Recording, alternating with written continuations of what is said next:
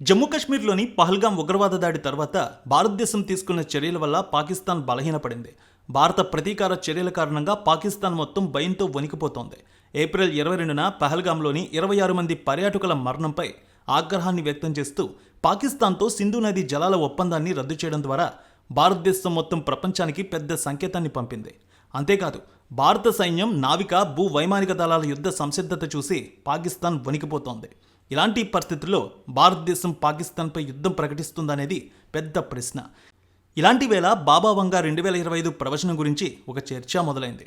ఒకవేళ నిజంగా భారత్ పాక్ మధ్య యుద్ధం వస్తే ఏ దేశం గెలుస్తుంది, ఏ దేశం నాశనం అవుతుందనేది ఇప్పుడు ప్రపంచ ప్రసిద్ధి చెందిన బాబా వంగా అంచనా వేశారనేది ఒక పెను చర్చ వైరల్ అవుతోంది. ఆమె బ్రతికి ఉన్న సమయంలో చెప్పిన అనేక విషయాలు కాలక్రమంలో నిజమవుతూ వచ్చాయి. 2025లో ఆమె చెప్పిన భూకంపాలు కూడా ఇప్పటికే సంభవించాయి. యుద్ధాల గురించి కూడా ఆమె చెప్పింది జరిగి తీరుతుందని చాలామంది విశ్వసిస్తూ ఉన్నారు. 12 సంవత్సరాల వయసులోనే కంటి చూపు కోల్పోయిన బాబా వంగా 1911లో బల్గేరియాలో జన్మించారు. 1996లో మరణించారు. అయితే ఆమె అంచనాలు చాలా వరకు నిజమయ్యాయి. బాబా వంగా భారత్ పాకిస్తాన్ మధ్య యుద్ధం లేదా పాకిస్తాన్ నాశనం గురించి ప్రత్యేకంగా అంచనా వేయలేదు. కానీ ఇండియాతో యుద్ధం జరిగితే పాకిస్తాన్ పతనాన్ని ఆమె ముందే చెప్పిందనే విషయం సోషల్ మీడియాలో వ్యాప్తవుతోంది. బలమైన దేశం ముందు కాలు దువ్వితే వారికి వినాశనం తప్పదు అని ఆమె తేల్చి చెప్పిందట. ఇలాంటి యుద్ధ పరిస్థితులు వస్తాయని ముందే తెలియచేసింది. అయితే ఇప్పుడు అదే విషయాన్ని గుర్తు చేస్తూ ఉన్నారు అందరూ కూడా.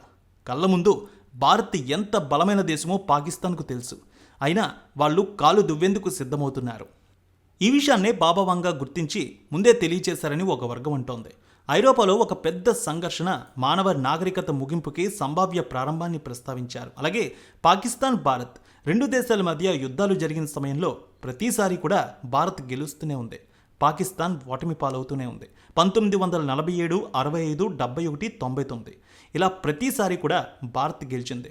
అన్ని సందర్భాల్లో పాకిస్తాన్ సైన్యం ఘోర పరాజయాన్ని చవిచూసింది. అయినా వారిలో మార్పు లేదు. ఇప్పుడు అదే రిపీట్ అవుతుందని, అప్పటికంటే ఇప్పుడు ఇంకా మరింత 10 రెట్లు ఆయుధ సంపత్తి భారత్ దగ్గర ఉందని రక్షణ రంగ నిపుణులు కూడా తెలియజేస్తూ ఉన్నారు.